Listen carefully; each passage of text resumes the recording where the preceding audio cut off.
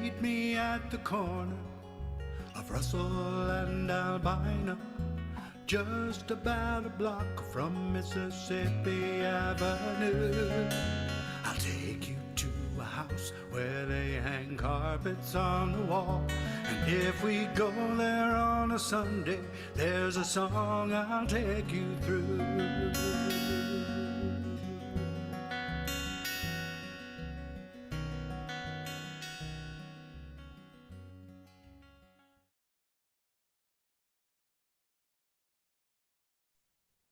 Hello, welcome to Open Mic America. Glad to have you here. I am Mike Simpson, your MC. Robert Edgar's going to be handling the interviews after our performers play today, and Laura Bordowitz is our mighty show engineer. And as always, Capo Dave Williams, the founder of this wonderful show and the inventor and builder of Dandy hybrid guitars, labors tirelessly behind the scenes. Our mission is to support your local open mics where you can go in person to see the songwriters performing their original music. Tonight, thanks to technology, we all get to travel around the country and see those same performers in their own living rooms or garages or whatever.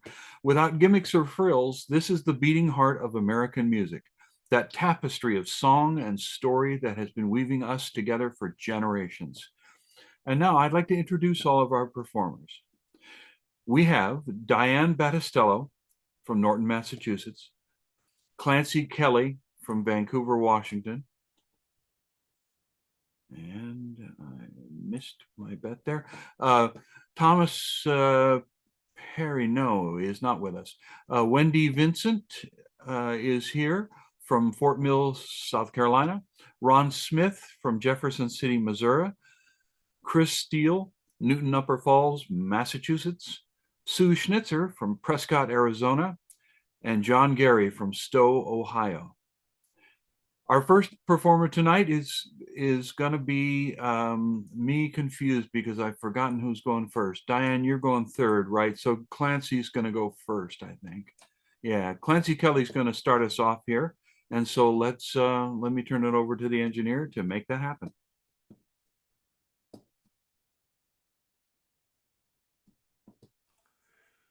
Good evening.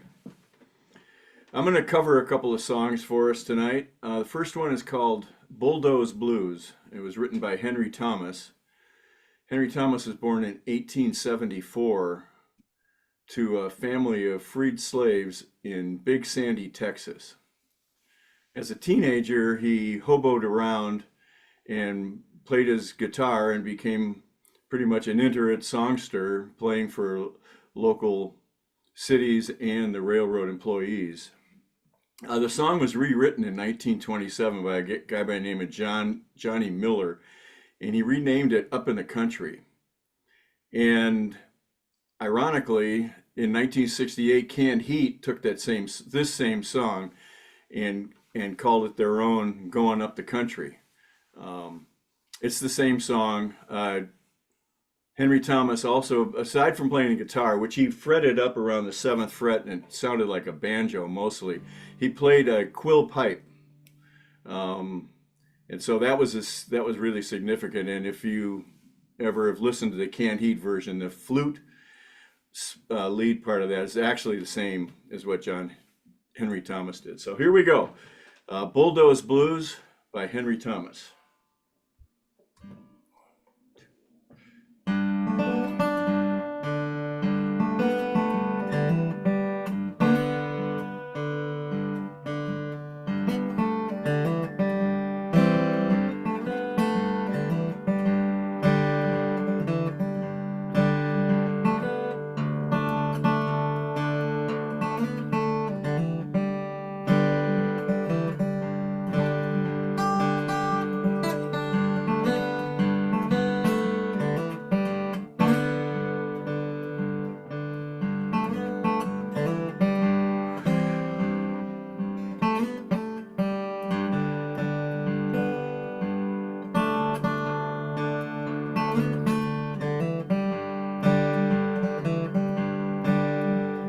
Going away, and it won't be long.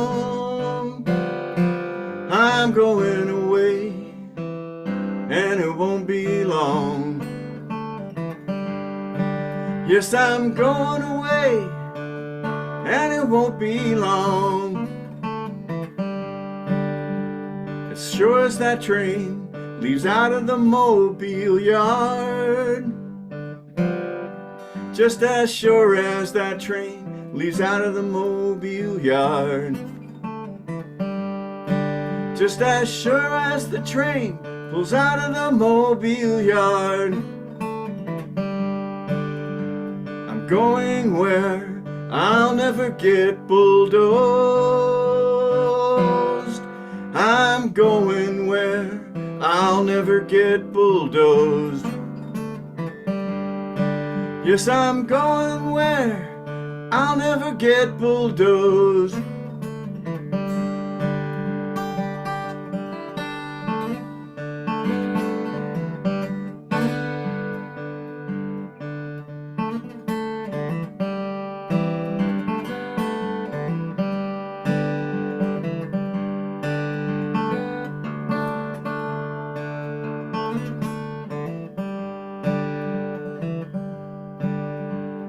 Wake up, mama, tell your papa goodbye.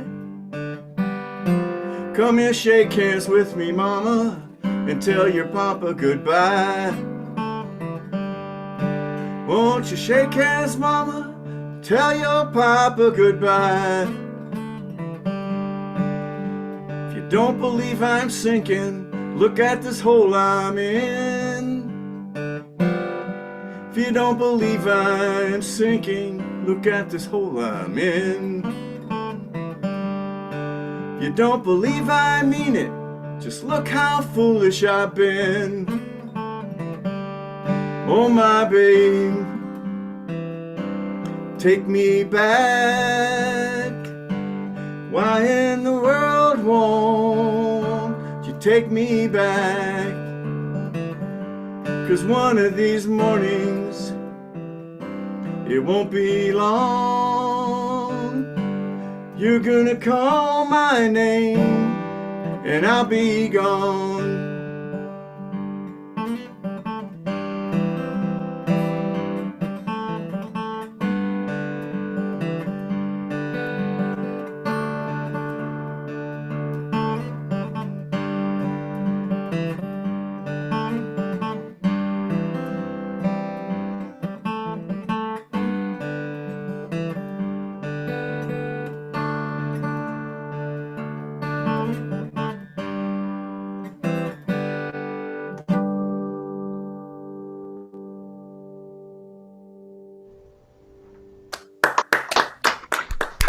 Yeah, very nice. Thank you. Bulldoze Blues, Henry Thomas. While Clancy's switching guitars, I just want to point out that you can hear him play at the North Clark County Historical Museum in Amboy, Washington on First Fridays, and at one of my favorite named venues anywhere, the Latte Da at Vancouver, Washington on third Wednesdays. All right. Thanks, Mike. Sure. This next song is a Mississippi John Hurt song called Spike Driver Blues. Some of the history of this song is it's a build from earlier work songs: prison, logging, railroad, road building, rock busting, anything that required heavy labor. And it's focused on John Henry. Now, John Henry, while it may not be exactly John Henry, there were many folks that were in prison to work for contractors, building roads. Parchment Farms, another good example of slave farms, and they used workers for it. So this is a song called Spike Driver Blues, and it's written by Mississippi John Hurt, and this one goes out to Mr. Dave Capo. Mr. Capo Dave. Thanks, Dave.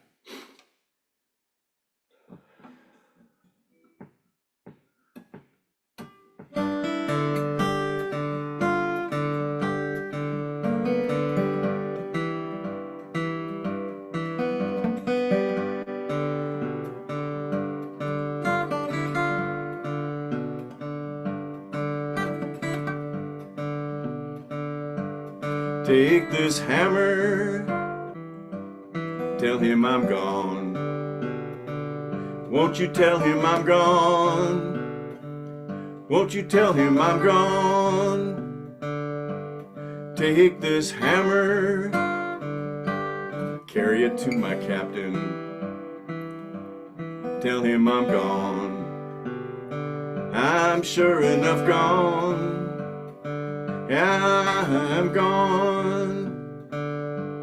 This is the hammer that killed John Henry, and it won't kill me. No, it won't kill me. No, it won't kill me. This is the hammer that killed John Henry. It won't kill me. No, it won't kill me. And that's why I'm going. And it's a long way to East Colorado, to my home. Yeah, to my home. And that's where I'm going.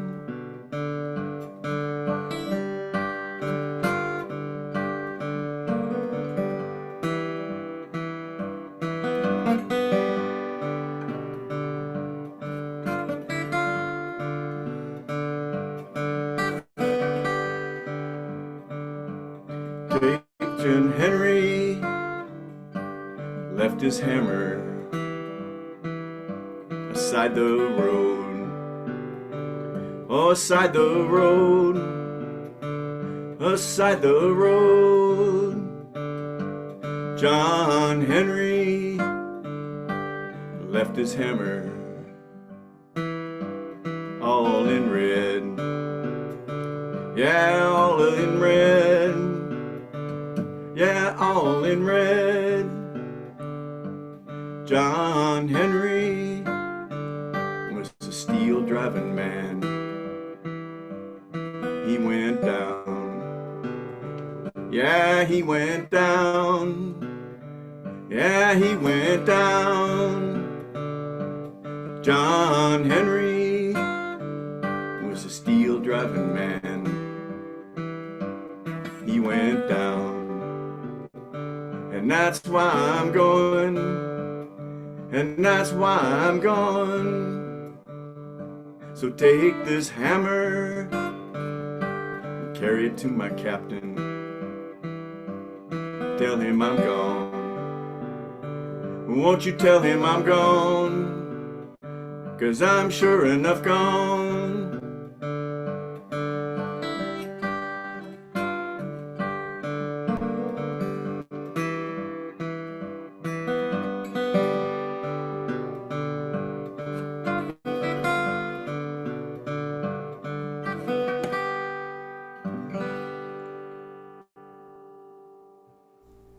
Yes, sir.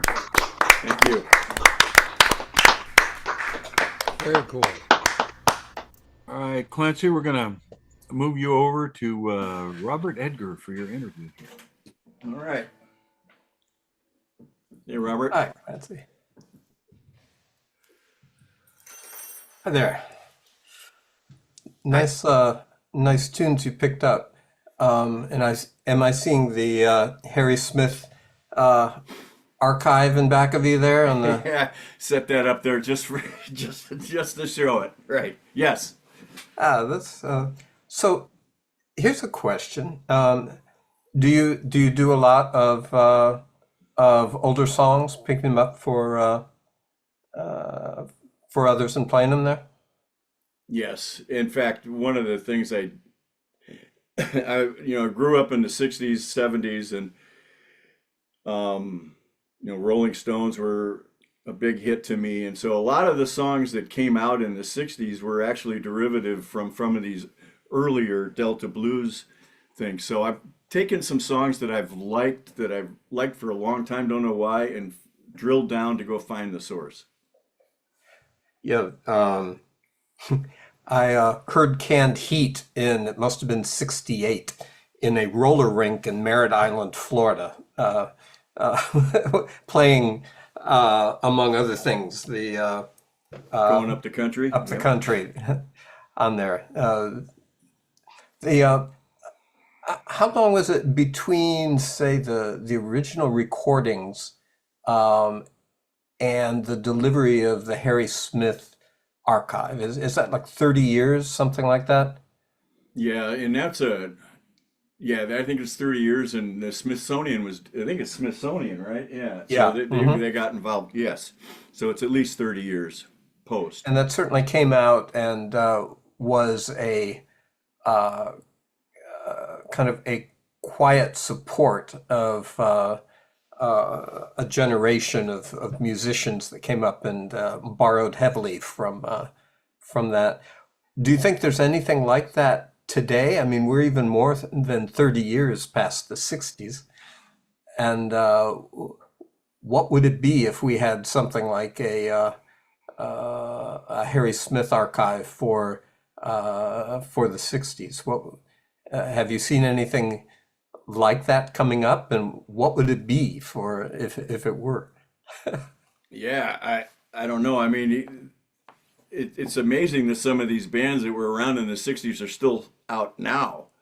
Some 60, Yeah. 60 years later. And you see a lot of the bands coming up. And I think with the digital age, there's more recordings, there's more availability. Some of these songs 100 years ago, the recording technology wasn't there. And each little community had their own style of music, and people traveled from community to community and picked up things. So I think we have the ability to track back a lot easier to the 60s than these folks did in the 40s to try and track back into the turn of the century. Yeah, the originals are still available on the shelves or streaming, as it were. Correct. And certainly with what we're doing here, trying to get people's original music immediately into people's homes, which is certainly a change of technology from then. How are you learning the old parts? Are you going in on vinyl and doing it needle drop by needle drop, or learning it from others? How are you Yeah, picking them up? I pretty much started this after I retired, so I took the express route and have a teacher in Portland, Mary Flower, who is very accomplished at this, and so she has arrangements she works out, and I practice, practice, practice. So yeah, I go to professional help to find out this, because it's not easy to figure that stuff out, and my aging brain isn't as elastic as it would have been earlier on, where I could figure all that out or have the time. Yeah, back in the 60s when I was learning guitar and learning music, I would do it needle drop by needle drop, phrase by phrase as I went through. But that's not as easy with the CD. It's hard to get that. So you need some additional software or something to reproduce that strategy. Well, yeah, and then these recordings weren't that perfect either, right? The tunings weren't always right on, and so yeah, that was a labor of love, let me tell you, what you were doing. Yeah, but it's handed down. Either someone will hand it to you, or you have to get it through some media well Correct. to get that. That's great. So, what type of range of music are you collecting in your head and in your guitar playing? I stay a lot in these roots music. I'm a big fan of Mississippi John Hurt. Yeah. He's just so melodic, and I try Memphis Mini is another one. I try to bridge all generations and kind of find what's interesting to me. If it has a nice beat, and I go for it. Uh-huh. Some of them are pretty tough, and some I can't. Blind, what is it, Blind Blake, and those, and they're just. I just don't have the horsepower for something like that. So. Yeah, that'll always be the case with someone, right? Correct. There's always someone who can do something you can't, and but that doesn't mean you can't go and try. Right.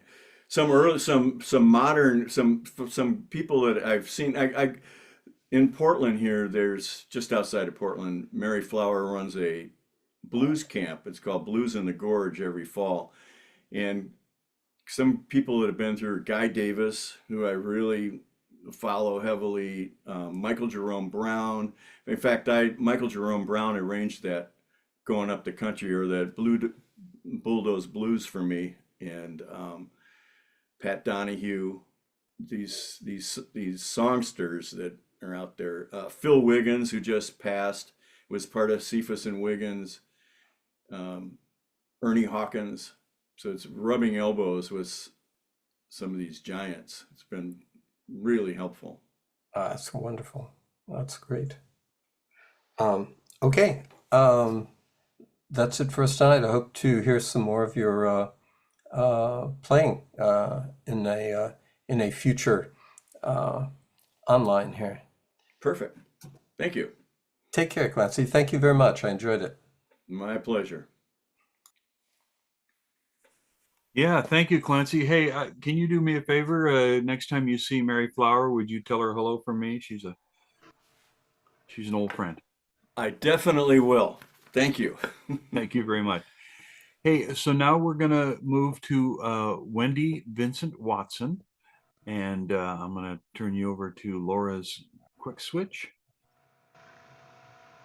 Hi, I am Wendy Watson. Play in Fort Mill area. I haven't been writing songs very long, but I really enjoy it. This is a song I wrote about Maya Angelou. She didn't speak for 5 years because she believed her voice to have killed somebody. So this is a song I wrote about that. It's called Maya Rise.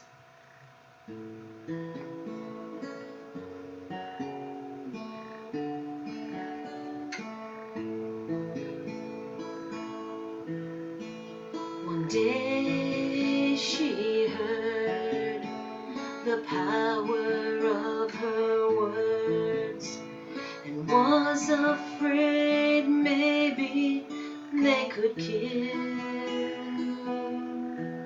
So she buried her voice in the dirt so no one would get hurt. Then she learned they could also heal. Maya, rise one more time. We haven't really lost the strength to climb. Send your voice to us on the wind.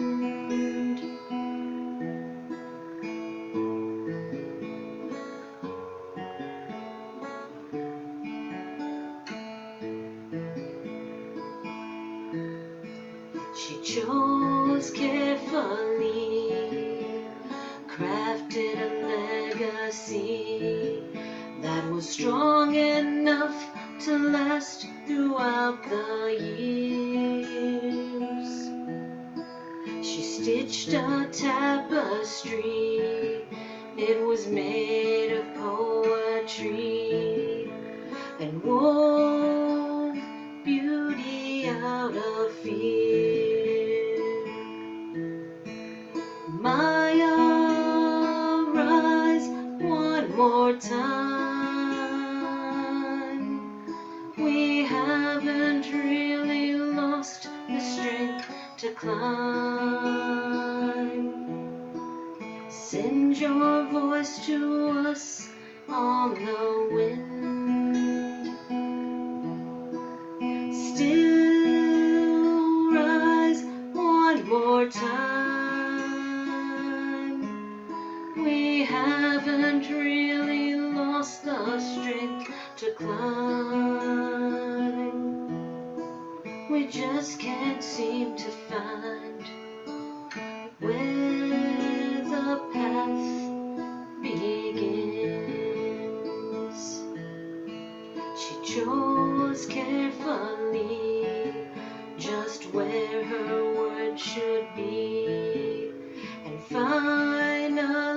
set the caged bird free.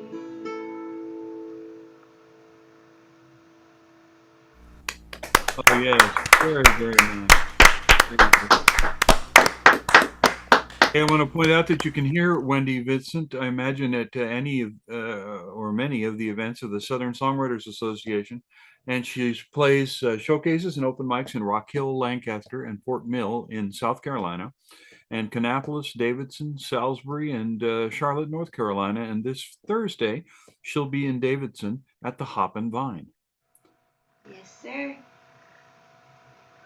All right, hand it over, and then she can, I mean, not hand it over, she can do her next song. Thanks. This is a song I wrote about meeting a nun and really wishing that I was Catholic, even though I was Southern Baptist.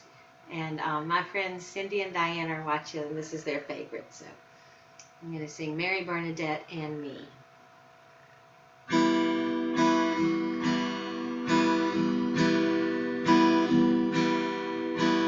Running my fingers along the wrought iron gates, afraid of being kept out by my sin, staring at the stained glass Mary, when a kindly nun asked me in.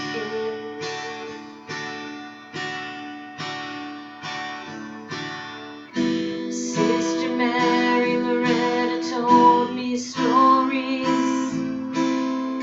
how Bernadette found a healing stream, and Mary was blessed among women. The Holy Madonna was the prettiest thing I'd ever seen. And Mary, I wanted you to be my mother too. Bernadette, I wanted to be worthy like you, like a secret hiding underneath the shade of a tree. No one ever knew about Mary, Bernadette, and me. She let me come and visit for more stories, gave me treasures no one would ever see.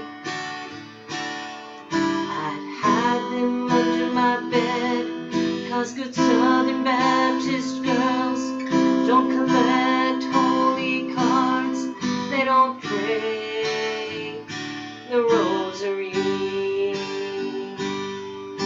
But Mary, I wanted you to be my mother too. Bernadette, I wanted to be worthy like you, like a secret hiding underneath the shade of a tree.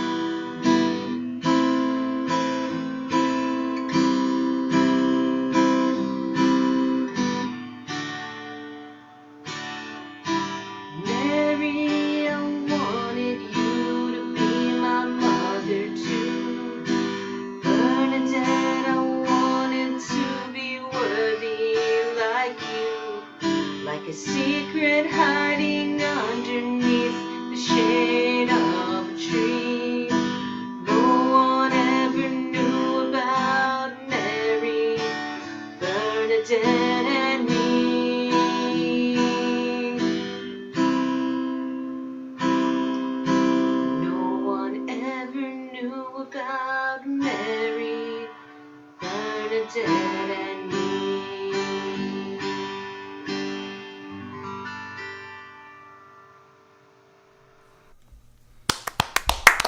Wow. Lovely stuff. Okay, I'm going to turn you over to the tender mercies of Robert Edgar. Okay. Nice songs, nice songs. Thank you. The so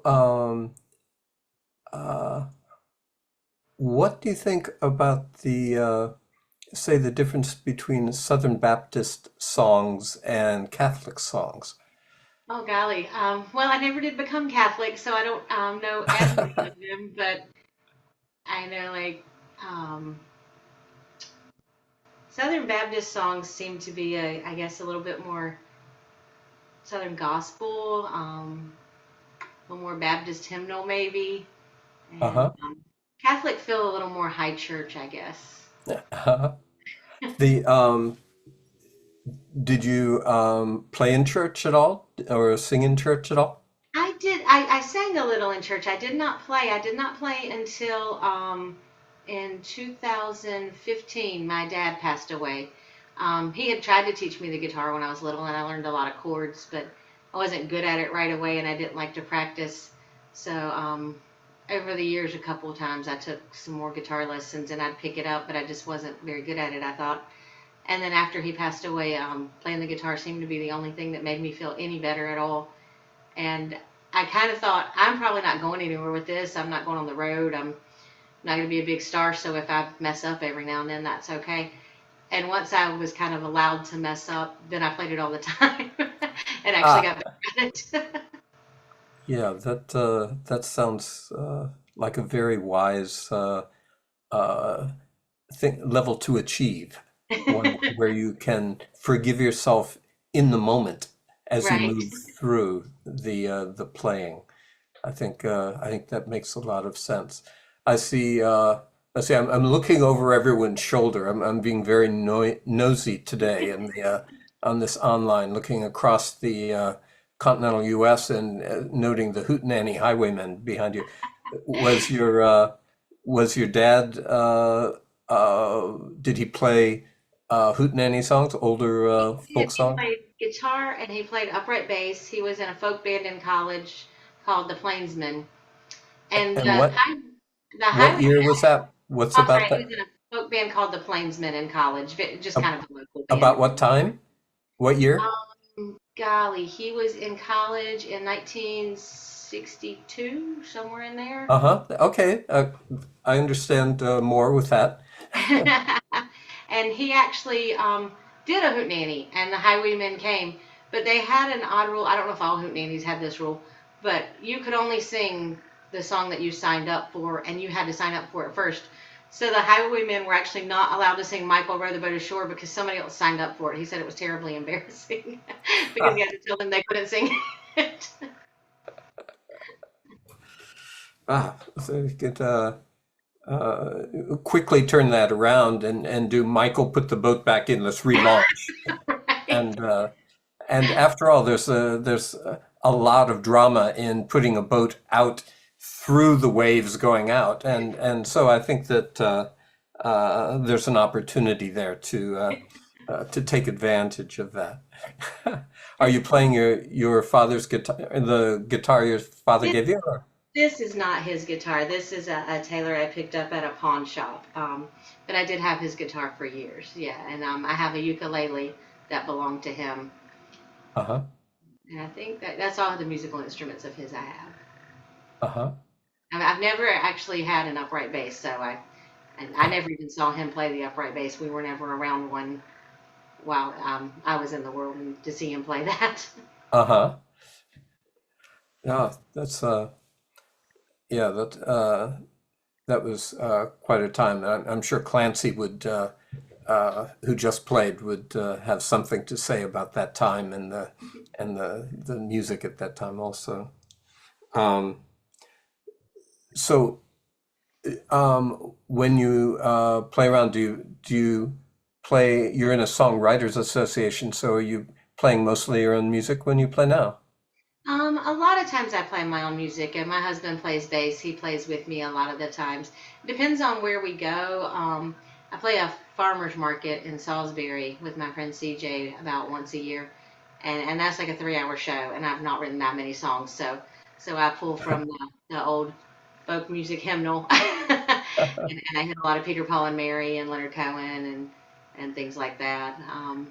But I do tend to showcases. I do more of just songs that I wrote. Uh-huh. Well, thank you for blessing us with a couple here, Thank you. and hope to hear you again. Thank you very much. Thank you, Wendy. Yes, Wendy, thank you very much. Thank All you. right, we're gonna go from where we were before, that is to say, Fort Mill, South Carolina. We're gonna move up the coast north for Diane Battistello in Norton, Massachusetts, and she plays at the North Reading Community Coffee House on Monday and Friday online, the Catbird Cafe also online, and then Tecan, Natick, Massachusetts, and Sandy Woods in Riverton, Rhode Island. Diane Battistello, let's have you get up and take it away.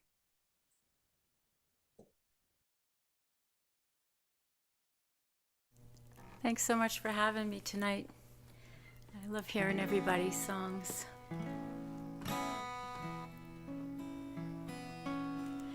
I have a couple songs about war tonight. This first one is about the Ukraine war, and I wrote it the second day after the war started.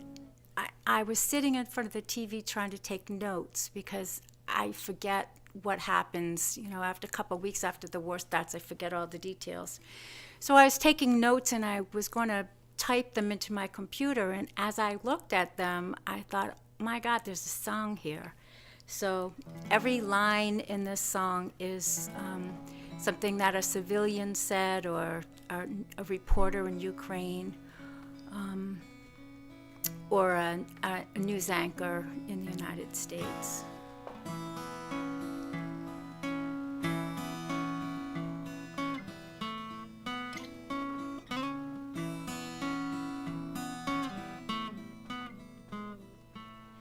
In this darkened day, tears fill the land. Bloodshed spills from a tyrant's command. Broken hearts, a truth to remember. Madman reigns as evil aggressor. Air strikes, bombs, missiles and troops, flying low over civilian roofs. The neighborhoods are now war zones. Pack one suitcase, leave your home. Some shelter in the subways, looking for an outstretched hand. Some gather up their families, they send them walking to a foreign land. Those who can help, they stay in town, for their city's now a battleground.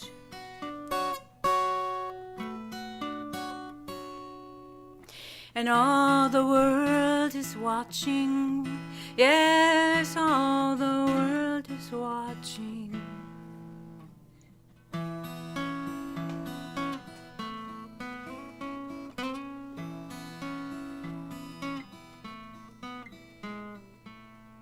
The fighting raged all through the night. Land, sea, and air, the bombs' bright light. Where should I go? Should I eat or sleep? It's so hard to watch the children weep. All my world is closing in. The winds of war bring such suffering. Some gather in the subways, looking for an outstretched hand. Some gather up their families, they take them walking to a foreign land. Those who can help, they stay in town, for their city's now a battleground.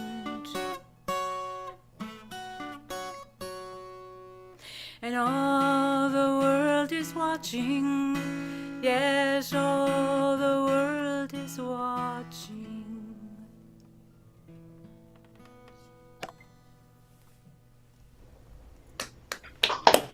Thank you.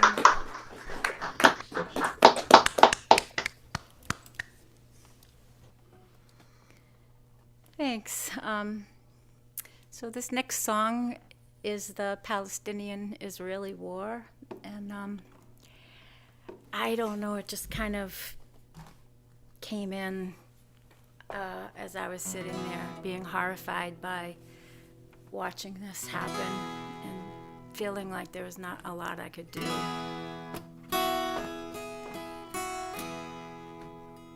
Why do we do this to each other, right?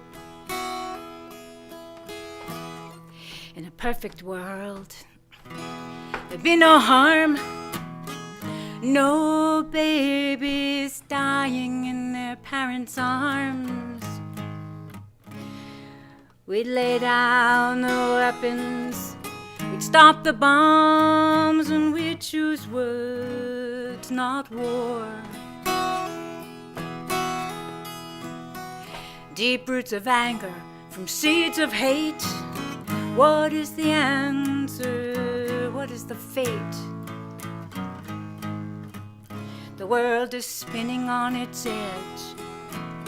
It's not too late if we choose words, not war. Well, I've heard it said that the point of war is to gain a stable peace. But that's a cruel and painful premise, and the anguish does not cease. The profiteers and the politicians, oh, they look the other way.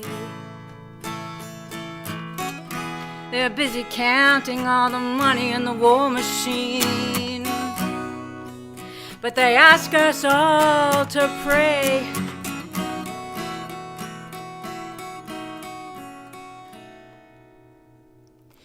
In a perfect world, there'd be no greed, and everyone would have all the things they need. We'd come to terms on a moral creed, and we'd choose words, not war. We choose words, not war. We choose words, not war.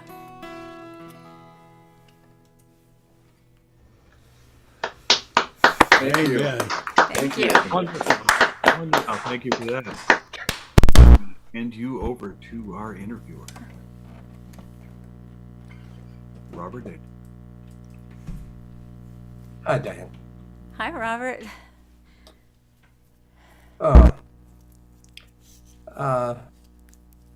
They're still going on. Both of them. I know. It just seems like something only to be delivered through a television set, where the kind of the electrons go in one direction and we get it, but there's nothing, no handles to hold on to affect it on the other end coming from that TV. These things haven't changed. Words, not war, but also chords. I thought you did a very nice job of making a melody for that. Thank you. That held the words Thank you. nicely. I sing the words into the tuner, and whatever comes out in the tuner, I write it down and try to put the chords together from that. Oh, I like that. I hadn't heard that strategy before. That's very nice. I liked in the first The song that you did, you presented the information that you'd seen without comment, and you let the descriptions and the words do their own communication, which I think is an adult strategy.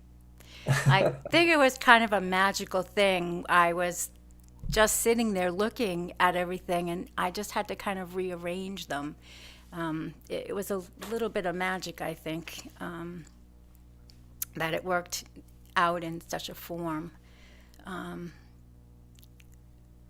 Just watching the people being interviewed when they were telling their stories, I don't know, it just kind of stops everything, and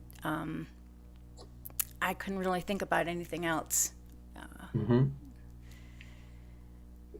What do you think? Have you written any more about that war? Or No, actually, I changed a couple of the lines in it. I was looking through material. There were a couple lines in it that I didn't really like. So I hadn't sung the song in a while, but I was looking through interviews and newspapers the other day, and then I was able to change the last two lines. So now I'll sing it more. I'll start singing it again more because I'm happy with the last two lines now. Could I ask you what the change was? Yes, I didn't really have, I have to look on my paper here. I didn't really have anything that fit in. It just said, was at the time when Russia was coming into Ukraine from all directions. It said, from all directions now they're closing in. Ukraine is strong. He will not win, or Ukraine will win. But the fighting kind of stopped. It's not coming in from all directions anymore, so I wanted to take that out. And so now what do you have now? I put all my world is closing in. The winds of war bring suffering. Yeah. So just brought it more toward a single person in the village versus all the bombs coming in from everywhere. Also, the you removed, if I understand it, you removed the statement that said Ukraine will win, and left it for a statement about war in general and its suffering, which Right. doesn't require a Cassandra looking into the future and being right.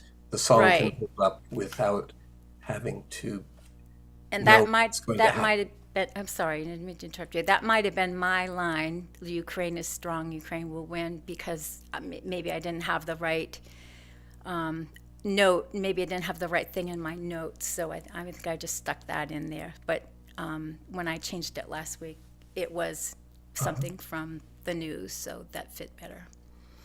When we write songs for others to hear, the words we use help articulate our stance in relation to those who listen. And I like your change, because the previous one, while I dearly hope it's true, positions you as someone who knows more than your listener. Right. Whereas the change is now sharing the horror of the war with your listener, which I'm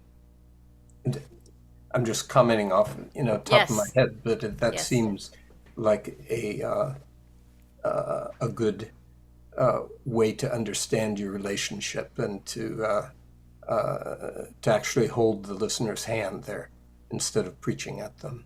Yes, very nice. exactly. More philosophical versus, yeah. It's hard, I've found it's extremely hard to write political songs or songs, and I think your strategy is one good way to do it, which is to describe what's going on and to use other people's descriptions to bring in like that. It keeps it from aging too quickly. Thank you. snapshots or photographs that people took 20 years ago, 100 years ago, don't age. They still, I mean, yes, the time ages and lenses get better, but they still impact us as a photograph. Right, they're wonderful to look at. Yes. I love to look at old photographs. And the people, friends put them online, their families, their mothers from the 40s and things, and I like to look at those. And I very much liked hearing your song. Thank you so much. Thank you, Diane. Thanks for having me tonight. All right, Diane, thank you very much. We're going to make another little bit of a geographic motion here as we head into the center of the country with Ron Smith from Jefferson City, Missouri. And he plays at, I'm sorry, I shouldn't say that. It's Missouri, as in across the wide. I'm afraid I was born in Kansas and I picked that up there. Oh, I see. Sunrise Beach open mic in Sunrise Beach, Missouri. Rob's virtual open mic, which is based in Baltimore, Maryland, but he doesn't have to travel there. Como Song Swap in Columbia, Missouri. Those are places where you can find Ron Smith, and here, of course, right now. Hello. I'm sorry that my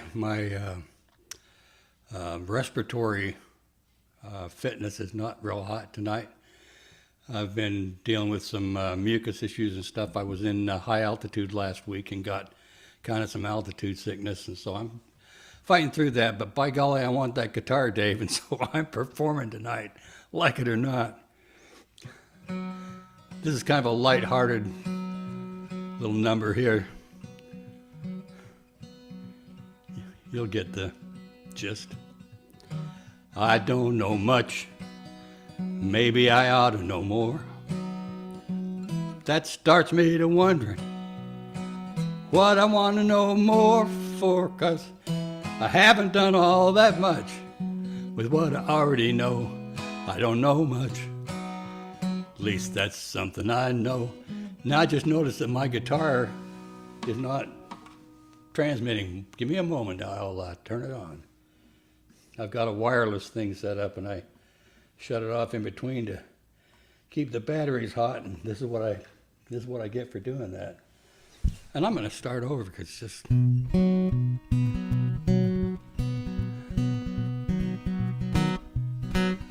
I don't know much. Reckon maybe I ought to know more. Starts me wondering what I want to know more for, 'cause I haven't done all that much with what I already know. I don't know much. At least that's something I know. I've seen a lot, 'cause I've been around. I've been up, I've been down. I've been in and I've been out. There isn't that much difference. No matter where you go, don't know much. At least that's something I know. Most of what I learn, I don't learn for very long, 'cause it ain't long till the reason that I need it, it is gone. And it ain't no point holding on to it. Instead of letting it go, I don't know much. At least that's something I know.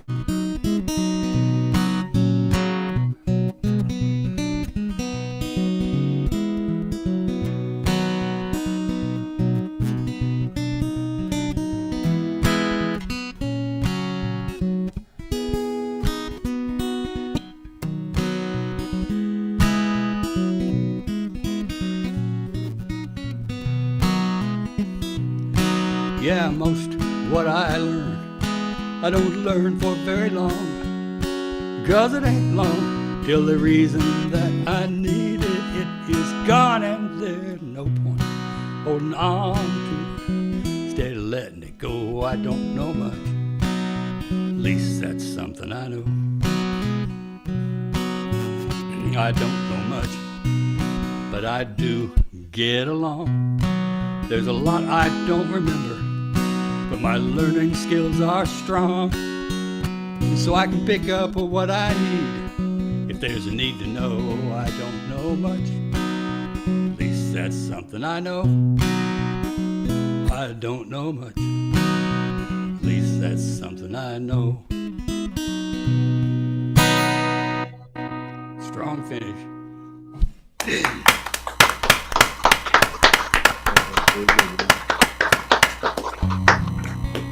The voice is hanging in there, man. Keep going. All right, well, doing what I can. I got to detune one string here.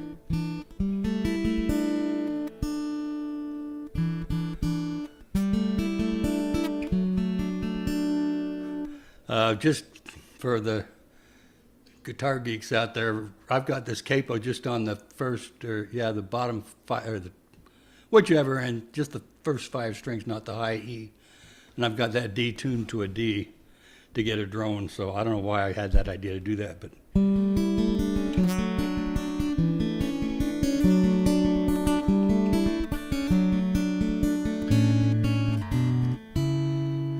If I could stop looking, if I could stop searching, if I could stop seeking and just learn to see. Learn to see without naming, to see without judging. Just connect with the moment.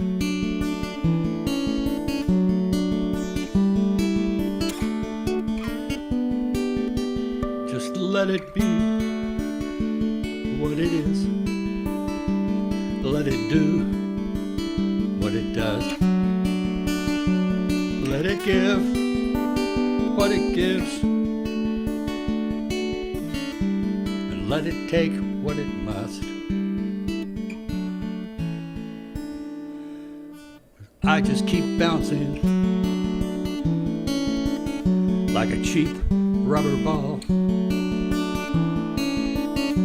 Never know what will happen when I hit the next wall. But this much is certain, it's out of my hands. The way the ball bounces and where the ball lands, it'll be what it is. It'll do what it does. It will give what it gives, and it'll take what it must. If I could stop looking, if I could stop searching, if I could stop seeking and just learn to see, oh,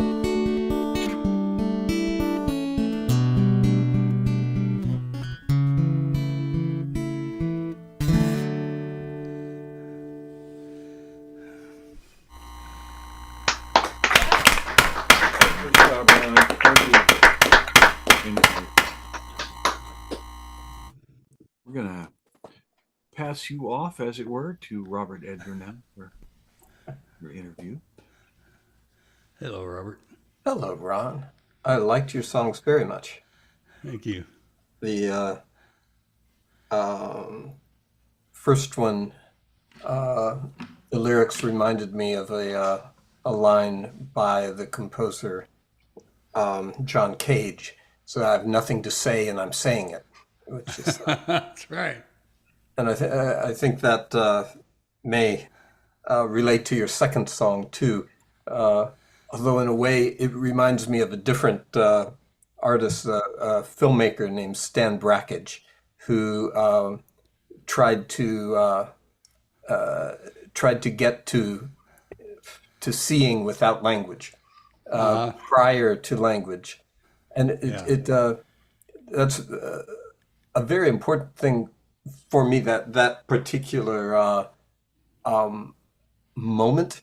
Can we say that where you're looking and you're trying to recognize, and you may all just about recognize something, but the recognition that happens is one where language comes over and immediately cliches what you're seeing. Yeah. So then you know what it is, but when you know what it is, you're no longer seeing in the way that you were referring to. Well put. Yeah. What do you think about that with songwriting? That's kind of where I'm getting to these days. Is I'm trying to become or to express more elementally what I'm actually going through these days, and just let it kind of,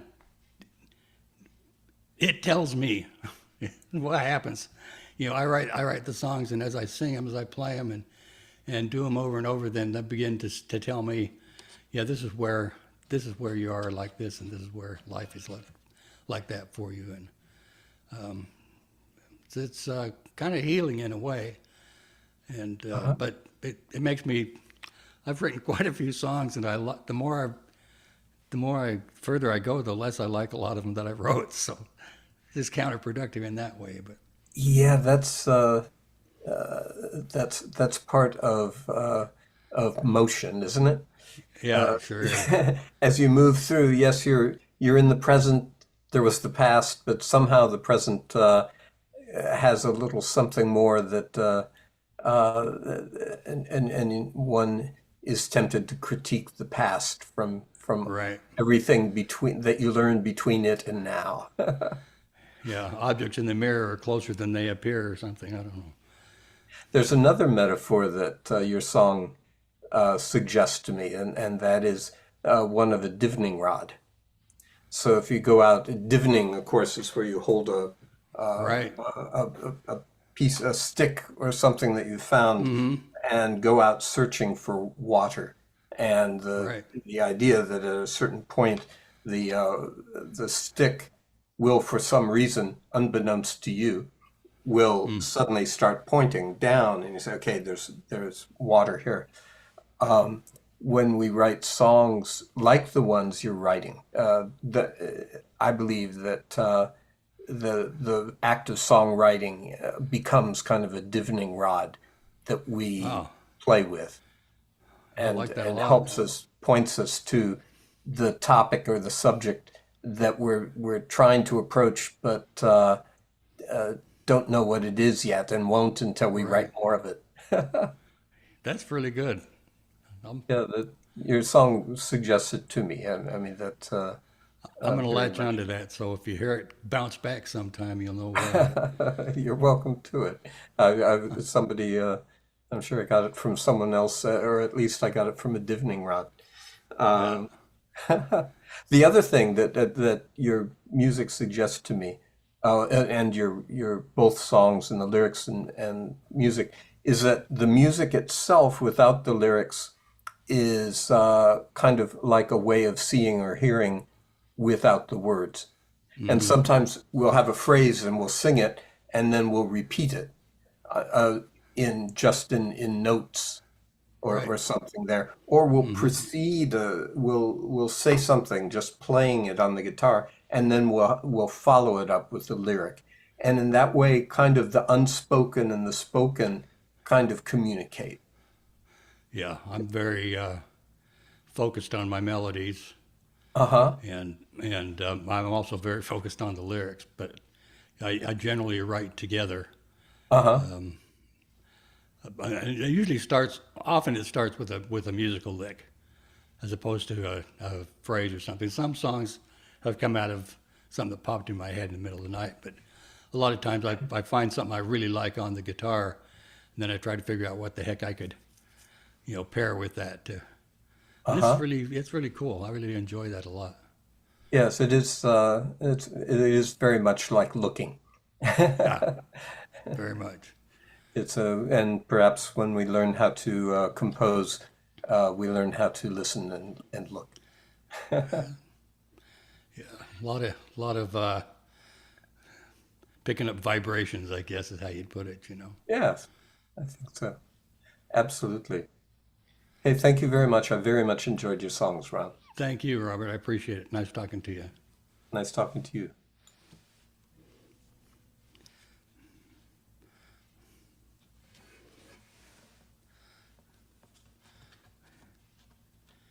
Your mic's off, Mike.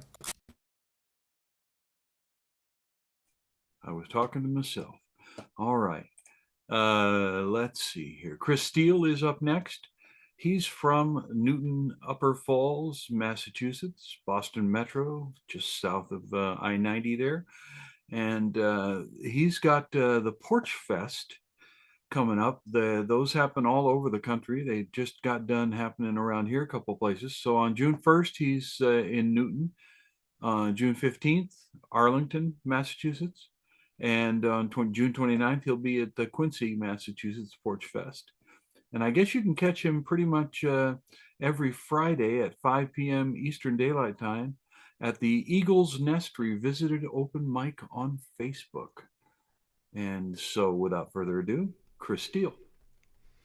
Mike, thanks very much. Yeah, we just had a micless mic there for a second.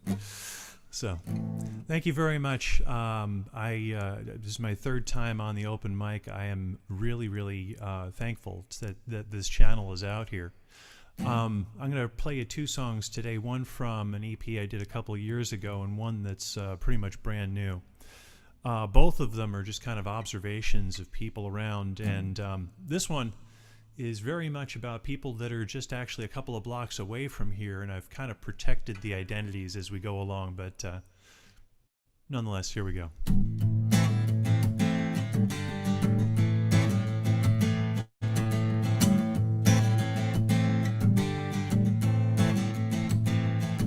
There's a woman that I know who ran a little bar in the town where I used to be.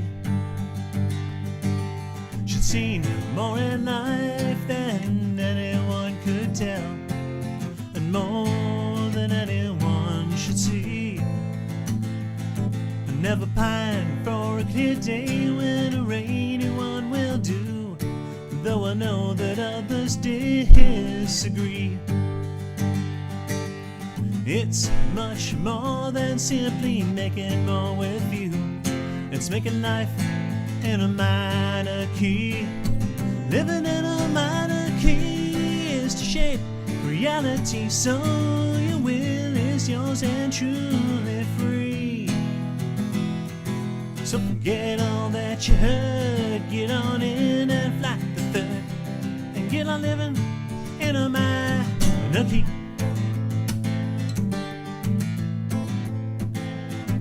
There's a man lives down the street with streams of obscenities, but his heart knows love and life and all. They tell you all of his pipes, fine philosophies, and of every girl he gave a call.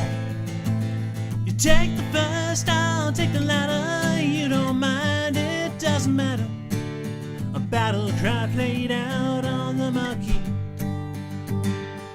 And with a twinkle of his eye, he says, as 40 years go by, that's living life in a minor key. Living in a minor key is to shape reality so your will is yours and truly free. So forget all that you heard, get on in and fly the third, and get on living in a manner. Cause what's the point of living life like the best can never be?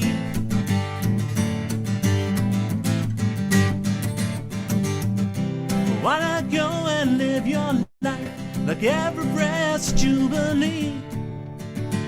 A jubilee, yeah.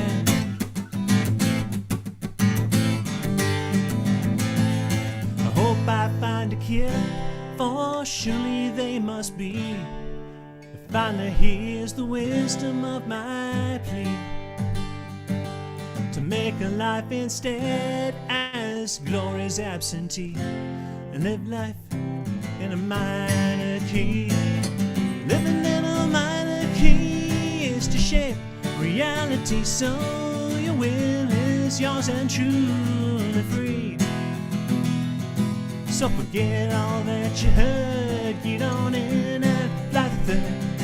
Get on living in a minor, living in a minor, loving in a minor key.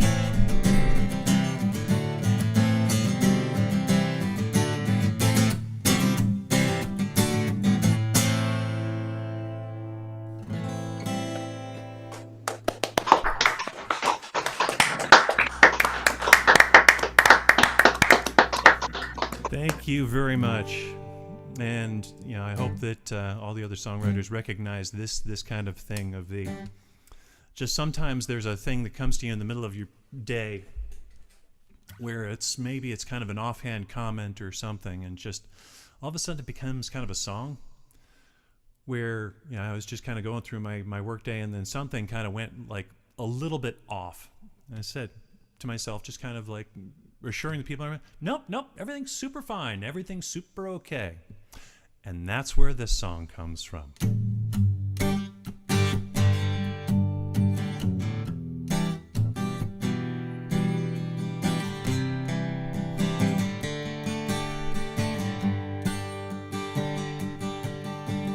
Dark than light, see the world with perfect sight. Though let's pretend that this last night might never end. Push away, refrain to try to stay the same. Rewind, replay, into this empty room I say everything is super okay. Everything is wine and roses and chocolates too. Tell me anything you want me to, 'cause everything is okay. Everything is super okay. Everything is rainbows and unicorns, and there's nothing to forewarn, 'cause everything is okay. Repeat refrain, stop and then let's go again. Lost and found, clarify and then confound. No finish line, no last respite. Why can't I sleep through any night? Aspirin and acids too, the finest things I bring to you.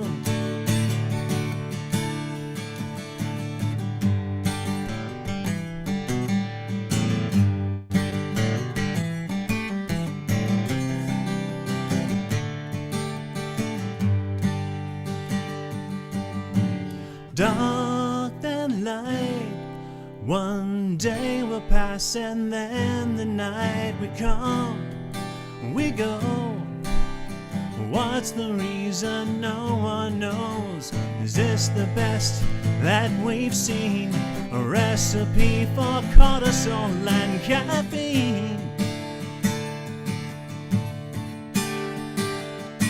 Everything is super okay.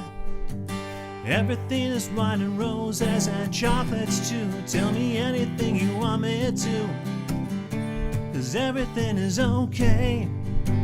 Everything is super okay. Everything is rainbows and unicorns, and there's nothing to forewarn. Yeah, there's nothing to forewarn, 'cause everything is okay.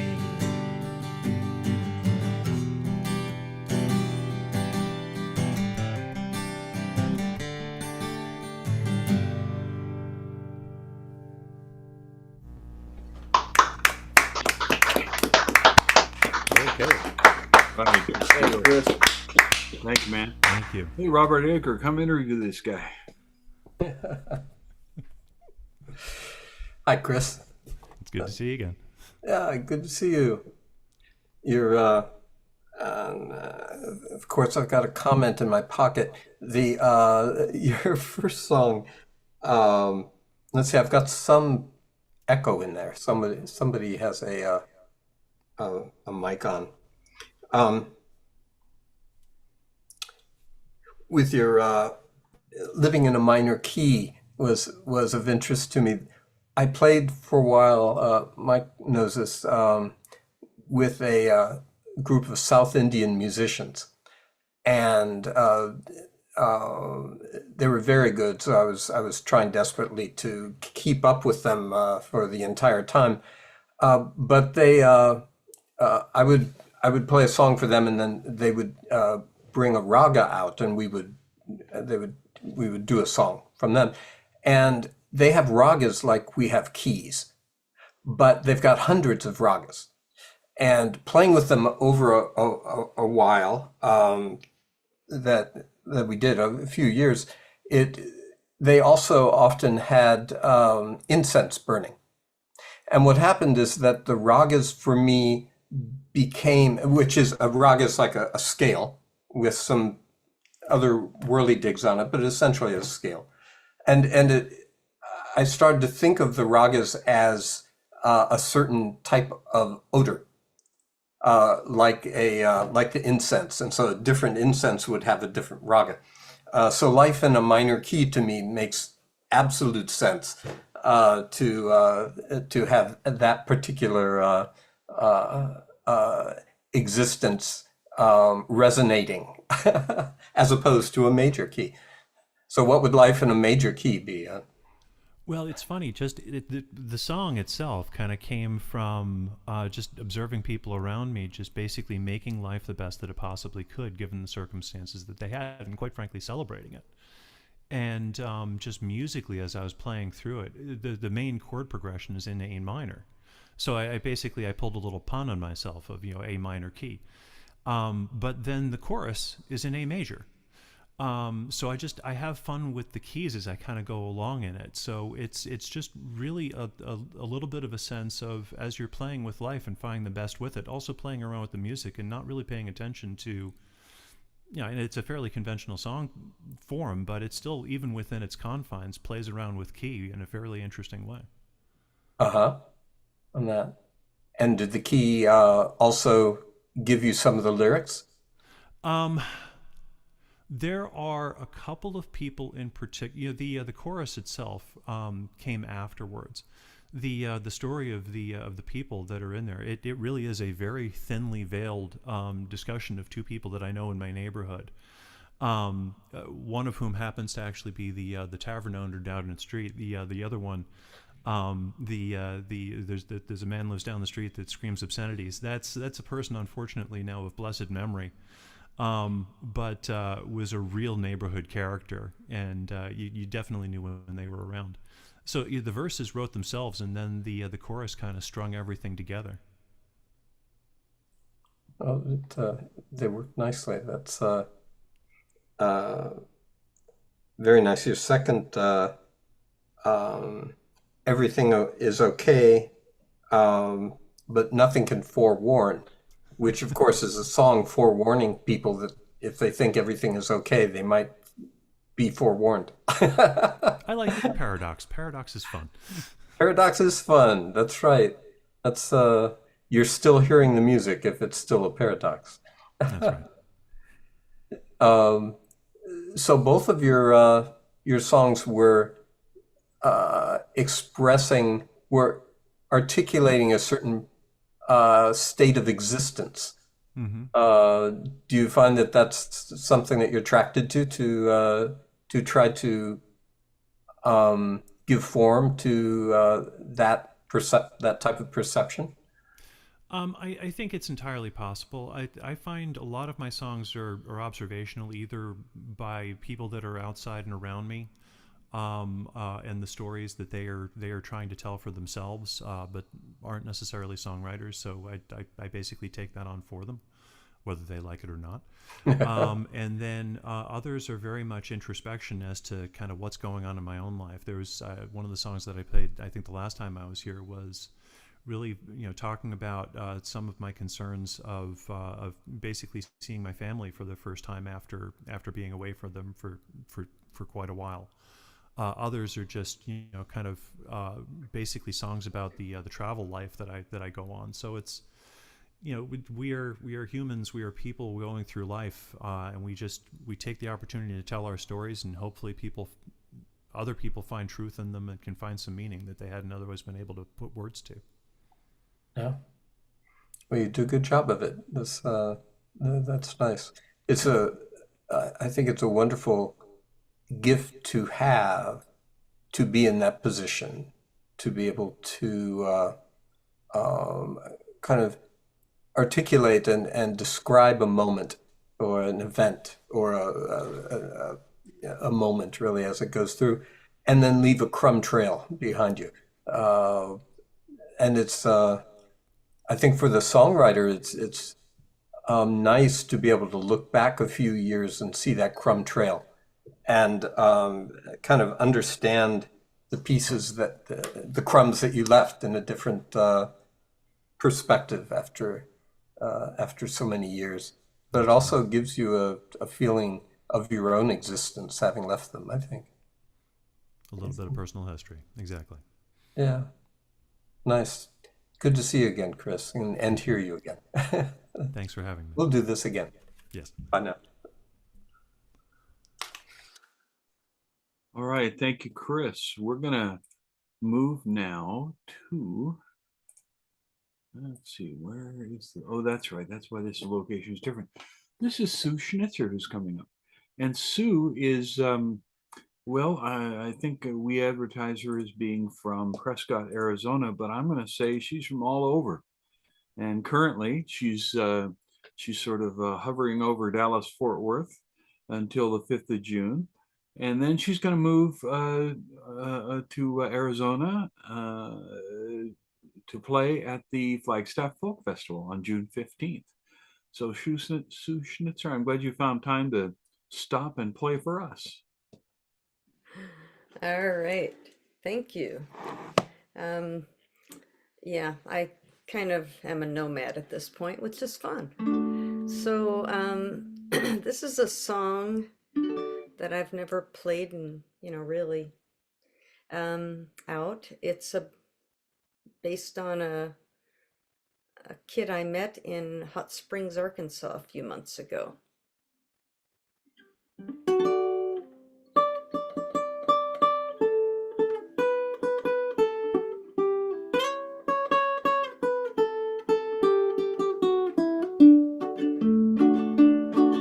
She was hanging out at Subway so she could charge her phone. I was using both outlets and she asked me if she could use one. She said she's a high school dropout. Later she said she was expelled. She didn't like irrelevant classes. Yeah, she used that word. She thought school was hell. And she wants to be a model and she's working on her GED. She's thinking about getting a job at Sonic. Even skinny girls need to eat. She says models don't need algebra. They don't need most of what's taught in school. Why do they try to teach her stuff she's never gonna use? And the only place she's traveled to is a beach in Florida. She asked me if I've ever been anywhere exotic. Well, I mentioned Bali and I can tell she's never heard of it. She wants to be a model and she's working on her GED. She's thinking about getting a job at Sonic. Even skinny girls, they need to eat. She's got the gift of conversation. When she smiles, she looks so young. She doesn't wear much makeup. I see a piercing in her tongue. and she wants to be a model every time she says it, she smiles. She just needs to leave this small city, needs to figure out when and how. Yeah, she wants to be a model and she's working on her GED, thinking about getting a job at Sonic. Even skinny girls need to eat.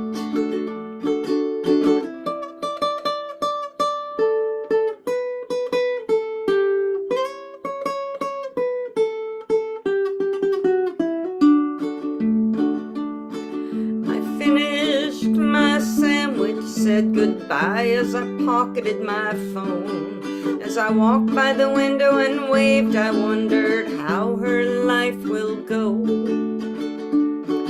Will she get her GED and then move to LA? Will she get her dream job? How much heartache will it take? You know, she wants to be a model and she's working on her GED. She's thinking about getting a job at Sonic. Even skinny girls need to eat. Yeah, even skinny girls like her, they need to eat.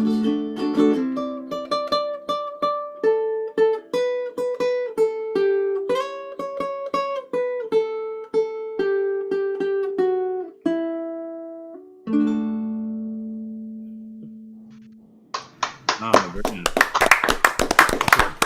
Thanks, Steve. So I could do a song about my current home situation, but instead I'm going to do a song I just finished for my daughters and my mom, I guess. Let's see.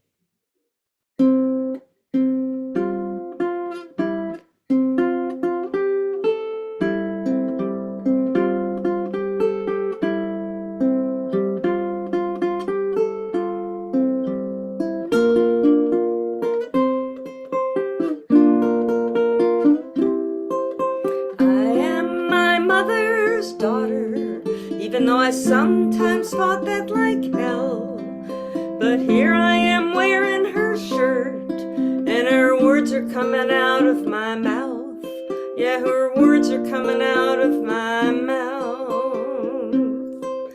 I am my mother's daughter, and she wanted me to grow up to be strong. We had our disagreements, neither one of us wanted to admit when we were wrong.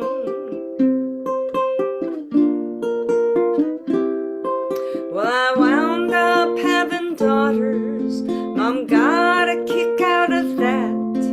Well, let's see how you do with them, she once said to me with a laugh.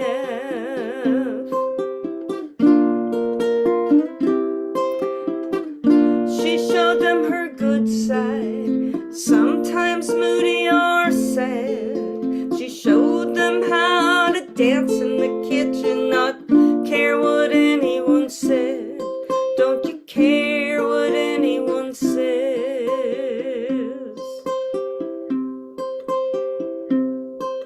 Well, I am my mother's daughter.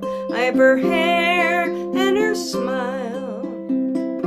She left me her jewelry to pass on down the line. Yeah, to pass on down the line. I am my mother's daughter. Freckles and fair skin, a little harsh on the outside, soft and warm once I let you in. Yeah, soft if I let you in. I wound up having daughters. Mom got a kick out of that. Well, let's see how you do with them, she once said to me with a laugh.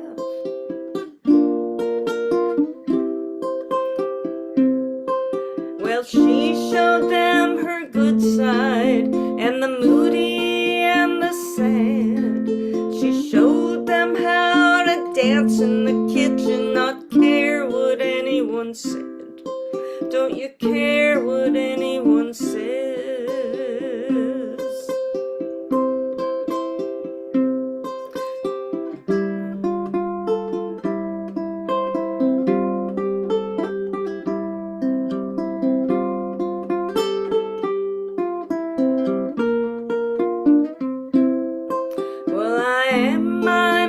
mother's daughter.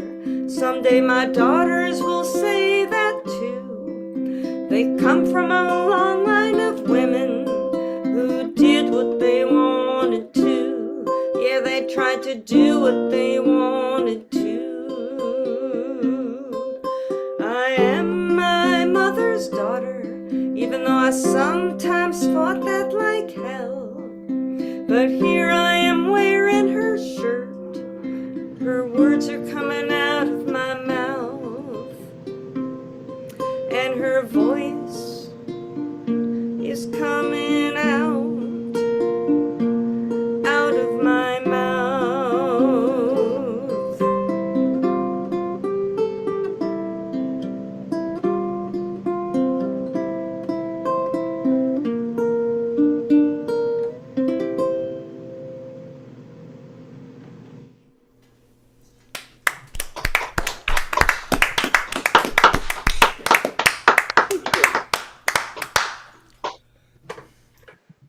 Right.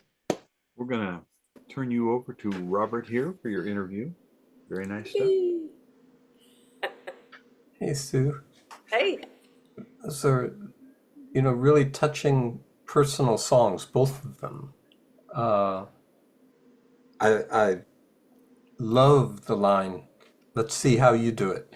I just think that is for the ages. I think that, and your mother must have also, or maybe she just landed a good one. But that's so much as we look at our children and say, okay, good luck, and let's see how you do it. That's it's lovely. One thing that I thought about when I was listening to both of your songs is the problem of deciding what to present to create a character in the lyrics that someone will understand. And to some extent, it's the sequence that's shown, but it's also the which events are they that and which elements are they that you present. Do you think about that while you're putting them together? oh yeah. In fact, the first song I played, I kept thinking it was missing something. It didn't kind of have that ending, and I actually added that last night. It just popped in my head finally. Well, you didn't, I hadn't been able to figure out how to do it, and that's why I'd been hesitant to play the song. But yeah, I kind of built the character as exactly how our conversation built. And then I ended it pretty much almost exactly as it ended it. So yeah, and then the one from about my mother, I did kind of want to build a little bit, and she did have a quirky sense of humor, and she meant exactly what she said when she said, let's see how you do with that, because I was not exactly easy, and so, yeah.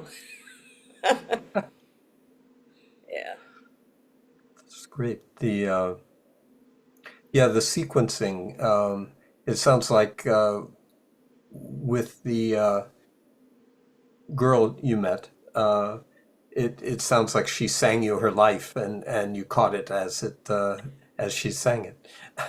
Yeah, I mean, she just started talking, and she actually had a friend there. And when I first wrote it, I had both of them in the conversation, and I thought, this is really confusing. This is the one who did most of the talking, make it about her. And you don't, I changed the story a little bit by not including the other one, but the other one really didn't contribute as much. So, as I said, it got so confusing. I just watched Franklin, about Benjamin Franklin. I didn't read the book in this case, but it was a short set of videos about Franklin when he went to France to try to get funding for the Revolutionary War that was going on. The Americans weren't doing very well at that time, or the colonists weren't doing very well at that time, and they needed some funding. And one always wonders about these things, about historic accuracy. And they show him going over with his nephew. And I had not known about this. My American history isn't what it should be, being an American. But it turns out that the people who wrote the screenplay read that, in fact, Franklin went over with two nephews. But they, for to get the story told quickly and with some elegance and getting to the point, they took two characters and made them into one. And it worked quite well. And I think it probably gave the information there. So in your case, having two characters in delivering the information to you, but cutting one out probably makes it much simpler to, or much clearer to hear the story. And it was mostly her story anyway. The other one said so little. I just knew she was a dropout too, but I don't know if she was expelled. I don't know what she wants to do with her life. One of them was a talker. But it was fun. I mean, and I'm just like, okay, I'll talk to you. It's okay. Yeah, of course.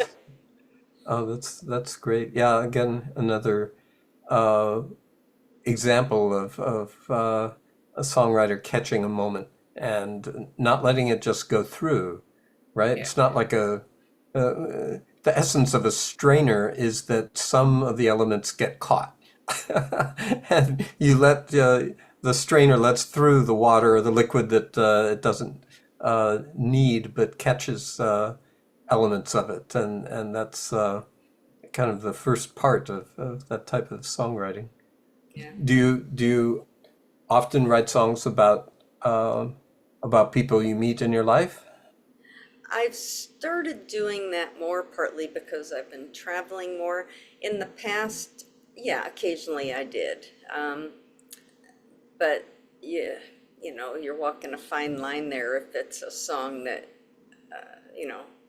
not secrets, but tells stuff that maybe they don't want people to know.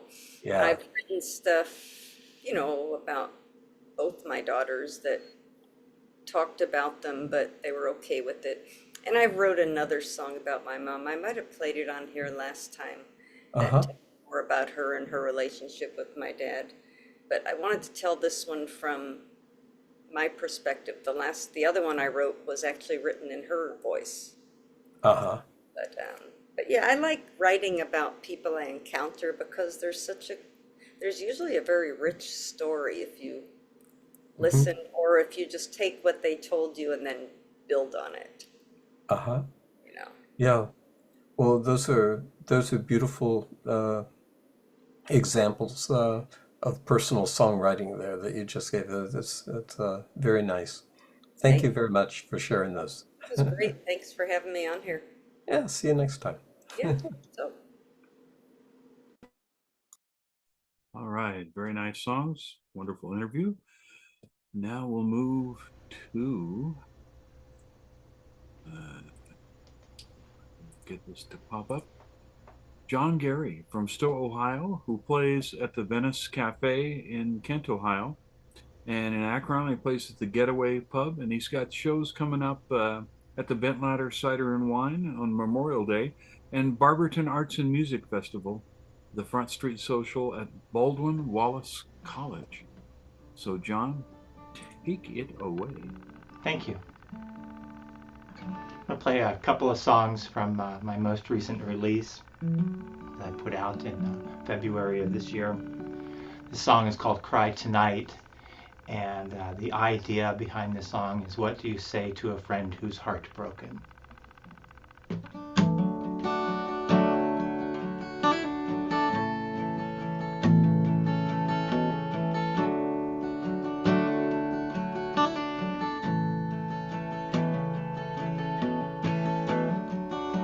You say you've been hurt, by the one you love so much. You don't know what went wrong, but he won't be coming back. Now you feel you want to die. Well, let it out.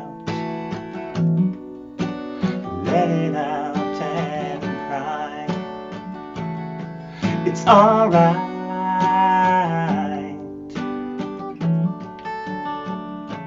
Cry all night. If it makes you feel better, tomorrow's another day. So just cry tonight.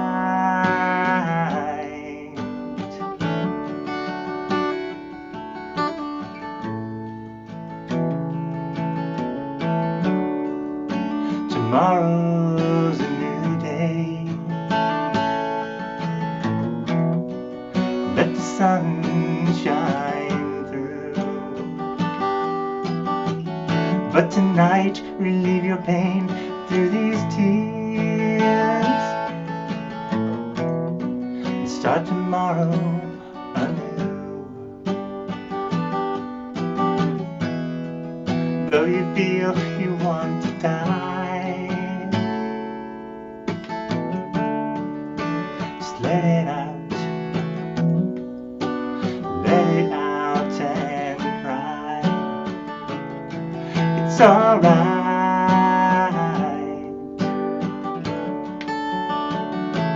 Cry all night.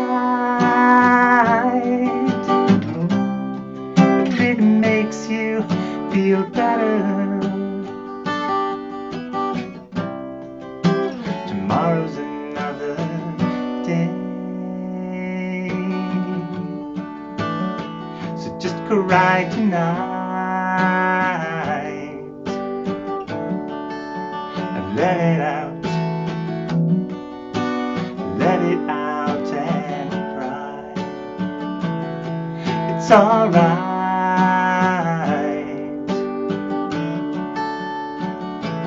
Cry all night. If it makes you feel better,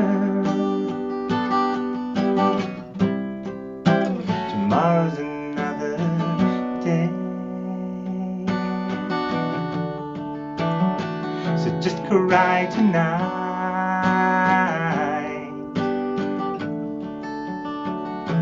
Cry tonight.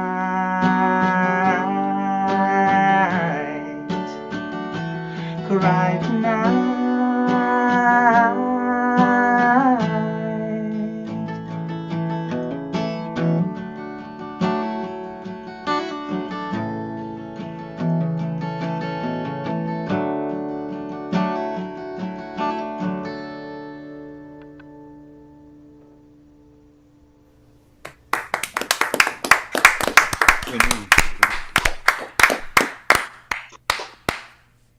Thank you. And my other song is also from the most recent release. This is called What You're Doing. It's really just kind of a fun song. I will use this to end a lot of shows, keep people dancing and hopefully give them an earworm. But again, What You're Doing.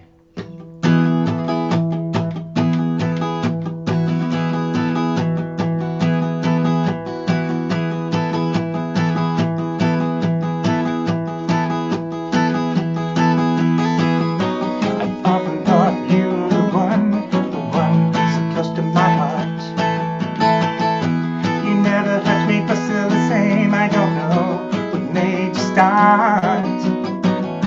You make me a sad little girl.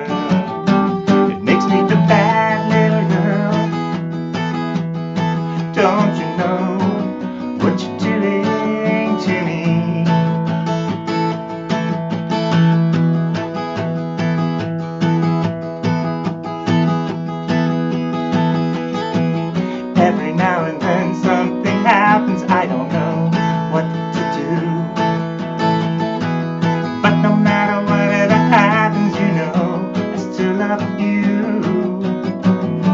You're making me sad, little girl. It makes me feel bad, little girl. Don't you know what you're doing to me?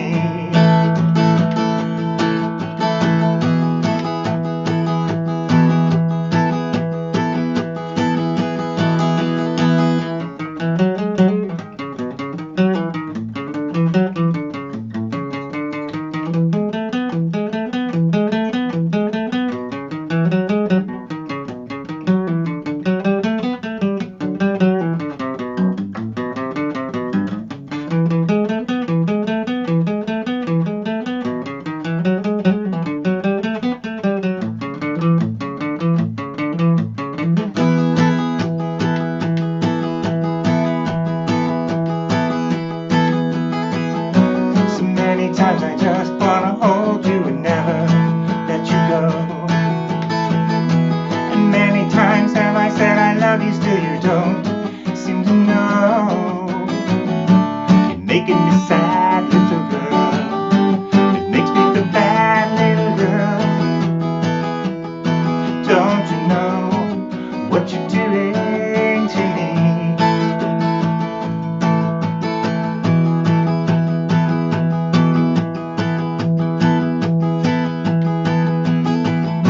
So if I thought you were the one so close to my heart. You never hurt me, but still the same. I don't know what made you start. You're making me sad, little girl. It makes me feel bad, little girl. Don't you know what you're doing to me? Don't you know what you're doing to me? Come on, don't you know what you're doing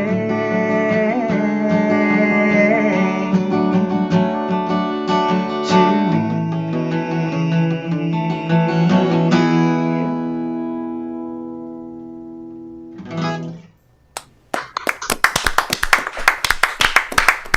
Thank you.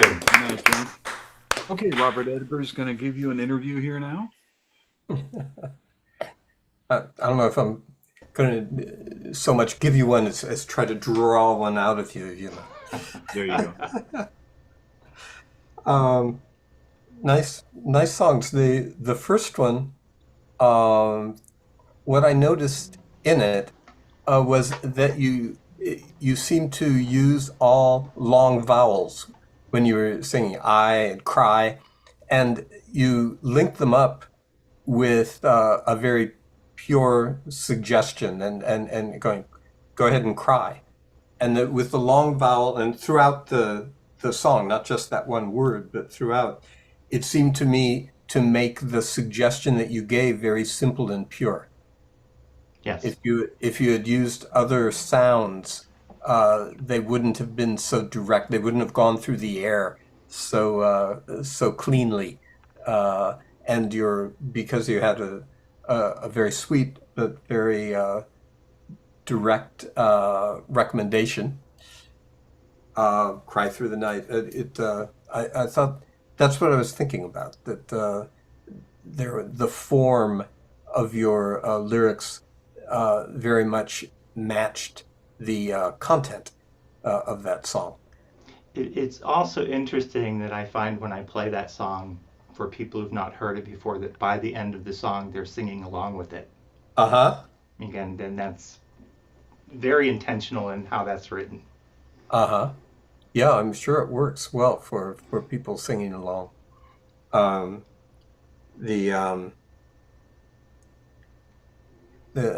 other thing I noticed about in the second song is that for your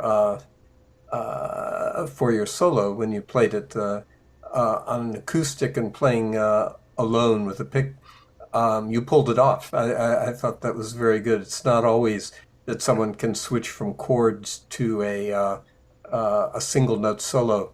There has to be a good amount of very clean technique to be able to do that, and I wanted to note that you pulled that off quite well. Thank you. On that. So, what are your other songs about? What else do you write about? I write a lot of love songs and romantic songs, and I also write songs about relationships that have not gone well, so things not going well. Um, but that's usually most of what I'm writing about. Uh-huh. So love either going well or not going Or well. not going well, right? Those are my two top subjects. Yes. Well, life holds both of those. I had a song that I played last week, and I realized that while I also write love songs, I pulled one out that was simply about anger and a relationship. Then I'm standing in front of these folks, and they're going to wonder, what's this guy about? Who's got all these anger, this one anger piece? But I tried to articulate it because I thought the problem was the same. It was having an event or something in your life and trying to articulate what was going on, trying to catch it at that moment, and without distorting it and some desperate attempt to keep it authentic on that. And I think if we go back to that first song, to cry tonight, that's kind of what I'm trying to get at. That it's just, as you said, it's a very simple recommendation. I'm here, I'll be a shoulder for you if you need that, but just let it out. Let's get it to tomorrow. Yeah. Very simple.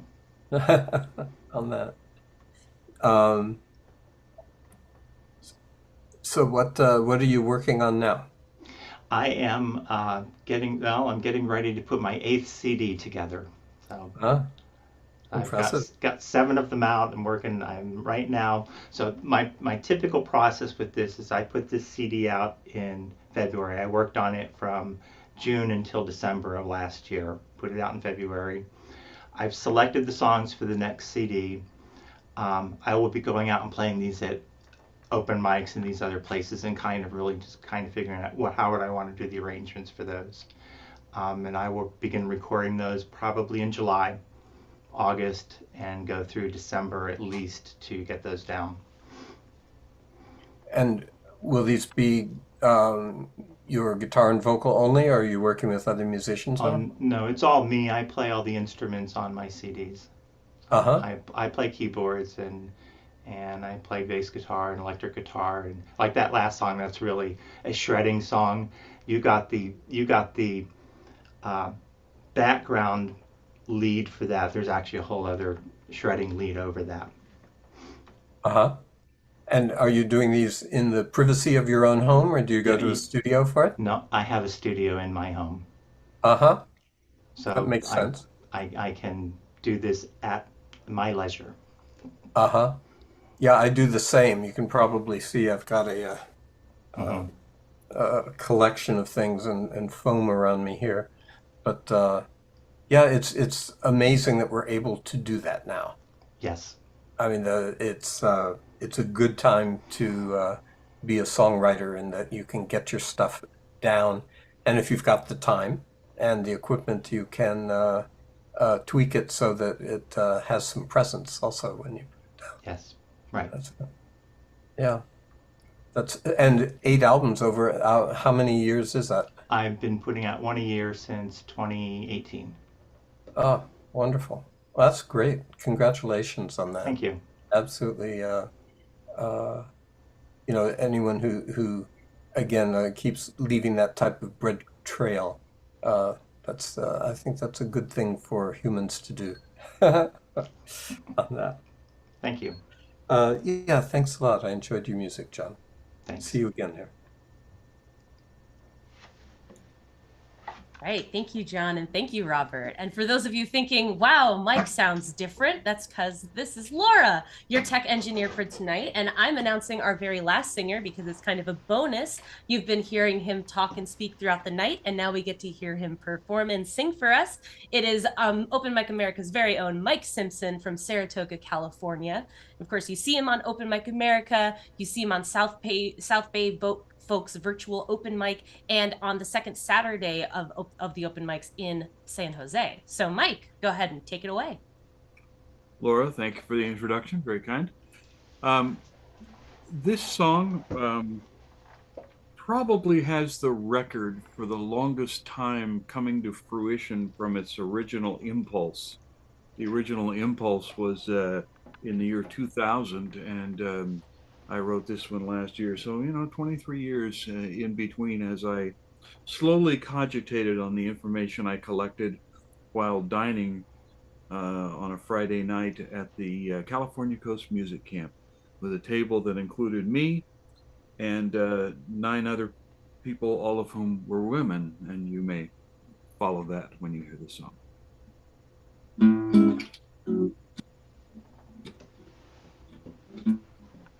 Oh, 1 second, Mike. I think your original sound Original might be sound off. is most certainly not on because I wasn't playing beforehand. Thank you for catching that. Yeah. Let's try that. No, not this one. All right. Excuse me while I fumble a moment here. All right, here we go. Oh, I want to do a sound check anyway. Yeah. Michael put the boat back in dock. Hallelujah. How's that? Does that sound okay? Yeah, that sounds good. All right.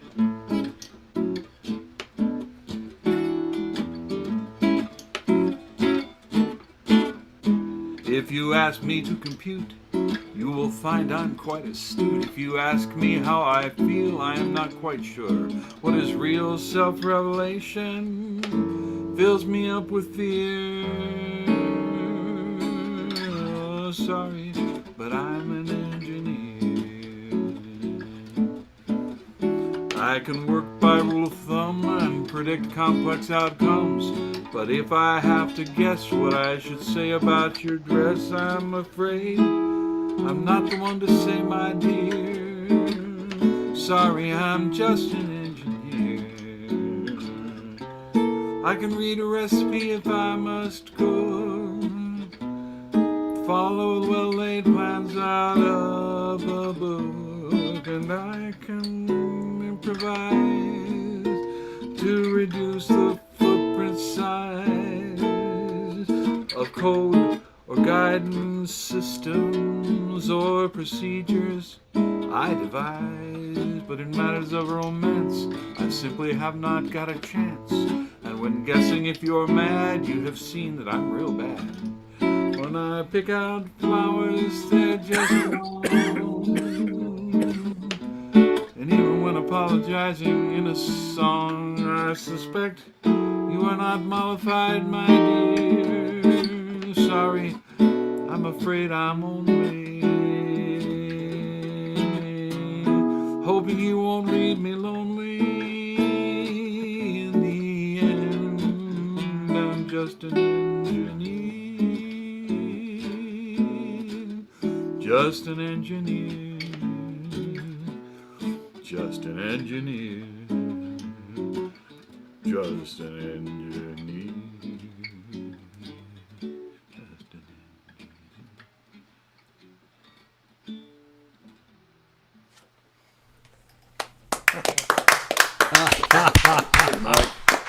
That was awesome. Excellent. Superb fade out. Thank you. It's a favorite trick of mine. This one is one of what Dave Capo Dave has called heritage songs. Legal to play here on this under the auspices of law and all that sort of thing, and it's good to go because it was written before 1925, and that's what it takes to be a heritage song here. This is a vaudeville song. Richard M. Jones was a big-time vaudeville stage pianist, and he wrote this tune. And Thelma Levitzo, who is underknown, there are not many recordings of her, unfortunately, but they recorded it in 24. But then in 1926, it got popularized by Bertha Chippy Hill, wonderful singer. And she had this young fellow who was playing, she played with the guy who wrote it, Jones, on the piano, and a trumpet player you might have heard of it named Louis Armstrong.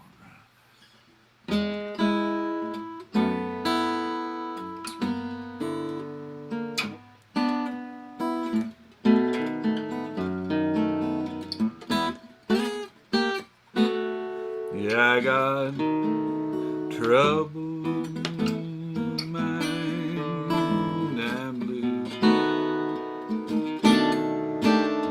but I won't be blue always. The sun's gonna shine round my back door someday.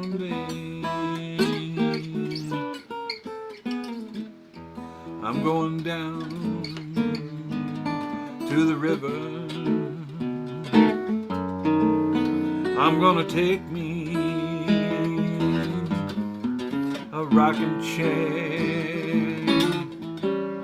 and if them blues don't leave me, I rock on away from here.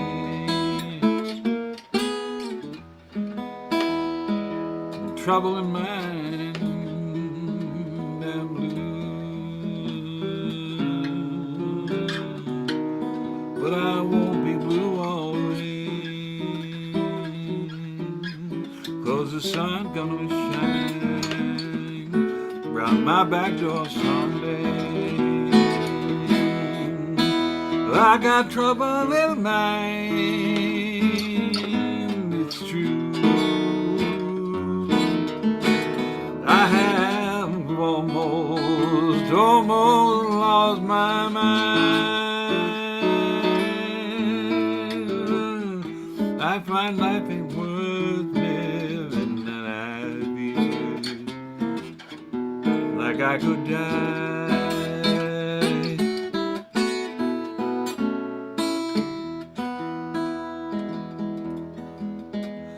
I got trouble in mind and blue.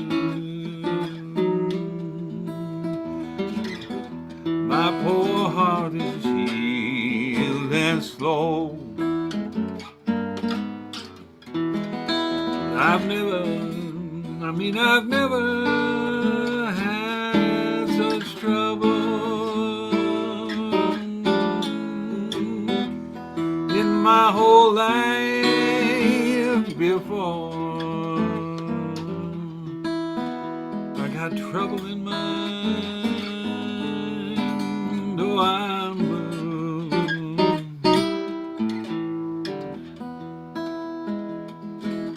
but I won't be blue always. I know this because the sun gonna shine in my back door someday.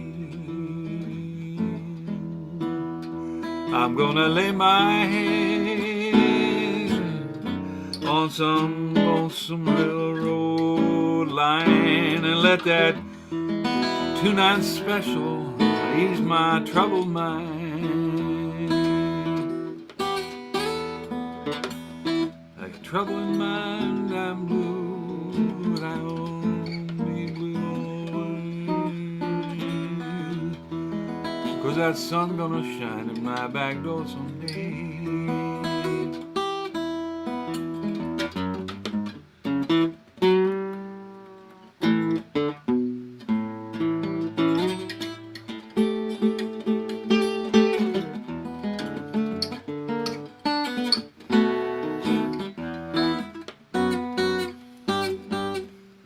I got trouble in mind, I'm blue, but I won't be blue always, 'cause that sun, oh, that sun gonna shine in my back door. Some, I say someday.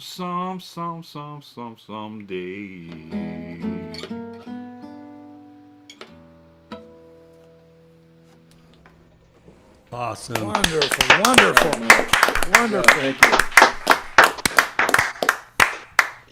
Oh, now you've been listening to the interviews, Mike, so I hope you're ready. Robert, he's all yours. How could I ever be ready for Robert? That goes both ways, Mike. You cut quite a figure here. I was going to ask you, first of all, I wanted to vouch for the veracity of the Silicon Valley engineer content. I think that was quite right. I think you Well, were. thank you. I have to say, because of the who was there, the constituency at the moment of the initial inspiration, I can claim that I was inspired by the song and did not write it with any male bashing in there. Two of the people that were there were engineers who themselves, whose partners expressed the same despair over the impossibility of emotional communication. Yes, I grew up with a father who was an engineer and a mother who was an artist. So the it was like two different rooms, Yeah, always there. can be. Love them both, by the way. I love both those rooms. The I wanted to ask you about this isn't your first heritage song here, and both your playing and your song selections and your arranging show a non-standard uh, background for a musical background for a lot of folks our age. And I was wondering if you could talk about yours. Oh, well, when it comes to the blues stuff, my real background on that was a sizable 300 or 400 disc collection of 78s that I passed by as I spent time with the generations before me.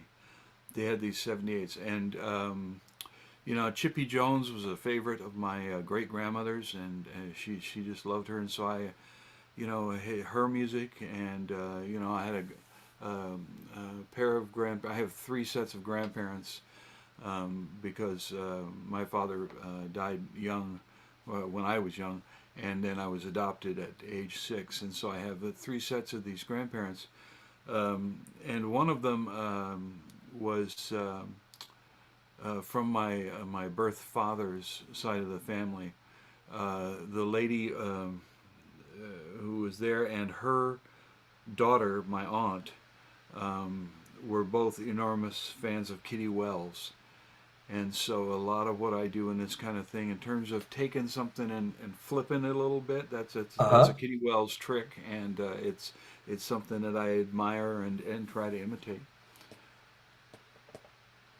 Did they now were you growing up with your grandparents and Well, is during that part of the year, during the summers at least, we would go back to the old home country there in southeastern Kansas and south central Kansas, and I would spend time there. And yeah, so the the music that was available to me was playing out on a porch with the relatives, from about the time I was 4 or 5, something like that. Um, and they were and playing instruments also. Oh yeah, we were pecking and grinning. Yeah, it was nowadays you would look at it and people would probably presume we were playing bluegrass, but we weren't. Uh-huh. Old time music, folk music, old time music. Yeah. Uh-huh. No, you're playing shows sophistication that goes across genres. It's always a Oh pleasure man. hearing you play. At Well, I've least been so far. influenced. Tomorrow Yeah. it may be terrible, Tomorrow but yeah, probably will you be. know. Yeah. Um, but yeah, tomorrow at the open mic I'm going to there, I'm playing three very hard jazz standards, so we'll see how that holds up. Uh, Yeah, good luck. but anyway, yeah, and I mean Paul Simon's a huge influence. Gordon Lightfoot, uh, Jimmy Taylor, James Taylor, Uh-huh. Dan Fogelberg, all people who influence what I do. Any fingerstyle player ever. Tommy Emmanuel, in the last few years, I'm stealing licks off of him. I used one of those in that second song. I was going to ask you with your singing on the last song. I was going to ask you about Fred Neil. Oh, Uh, yes, put uh-huh. Fred on my list for sure. Yeah. Uh, what a wonderful songwriter and singer he was. Yeah, yeah, yeah. He was a force, no doubt about it. Uh-huh. Oh, well, wonderful, sir. It's always good to get a chance.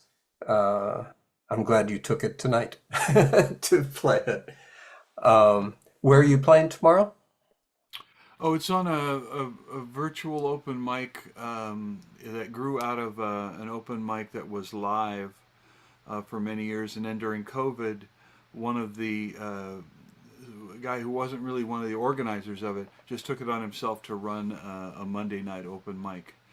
Uh-huh. It's called the Panned Open Mic, PANDOPEN mic. If you go on Facebook, you can I think find the I'll take a look. I know that there's a South Bay open mic that had South Bay played in folks. Yeah. Sunnyvale for a long time and then flipped and went Well, we've online. been live. We've been in whatever venues we could get in until they either closed or tossed us out. You know, and we try to avoid the pizza parlors and the hard bars. You know, because they're just you can't play sensitive and delicate stuff like I do and be heard by anybody. So There's that. Wonderful, sensitive, and delicate. Thanks, Mike. Thanks very much. And now I hand it back to you, Mike. yes, you hand it back to me. I believe that is true. That is where we're going. Okay, so I have to get my little poop sheet up here, and here it comes. I thank everybody who is here, who came to this today. I want to particularly thank each and every one of our performers. I want to thank Clancy Kelly. You guys can wave when I say Wendy, Vincent, and let's see who next do I want to thank. Diane Battistello and Ron Smith, Chris Steele, Sue Schnitzer, John Gary, and I always want to thank the interviewer, and that was Robert Edgar for us tonight. Wonderful job, Robert. And I like to also give tremendous credit to the person who has the hardest job tonight, and that's Laura Bordowitz, our engineer. And I will always like to, as I said before, I want to thank Capo Dave, whose inspiration this was, and who keeps it going. That, for all the folks out there in television land, that's our show. Thank you very much for watching. Laura, on you.